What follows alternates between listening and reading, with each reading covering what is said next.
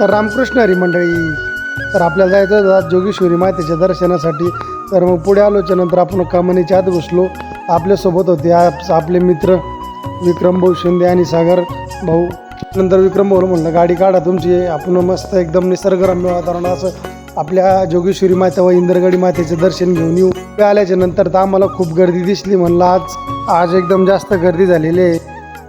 पुढे जात असताना आमचे मित्र कृष्णा भाऊ यांची दुकान वगैरे लावली होती. त्यांना छान पद्धतीनं आई ओटी भरण्याचे सामान आणले होते. मग काय पुढे चालत असताना आपले मित्र एकनाथ भाऊ भेटल्याच्या नंतर मग त्यांच्या संग थोड्याशा गप्पा वगैरे मारल्या. तर मग त्यांच्या हातात घेतला, म्हणे लवकरात लवकर जा म्हणे, खूप गर्दी म्हणे.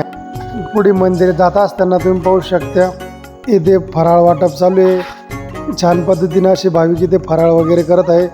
पुढे आल्याच्या नंतर आपण जोगेश्वरी माता दुकानाचे स्टॉल वगैरे दिसले. मग खाली मग काय विक्रम भाऊ ना आम्ही लागलो मस्त असं बारी पाहू शकता तुम्ही किती लांबपर्यंत येईल. आपल्या जोगेश्वरी आईचं दर्शन वगैरे घेतलं.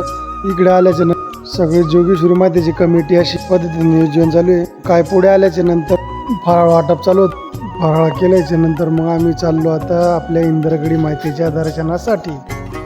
पहा किती मस्त असं वातावरण व्हायले. आपल्या इंद्रगडी मातेच्या दर्शनासाठी चाललेलो आहे आपण.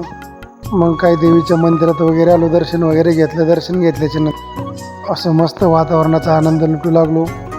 तर असेच नवनवीन व्हिडिओ पाहण्यासाठी आमच्या पेजला लाईक आणि फॉलो नक्की करा.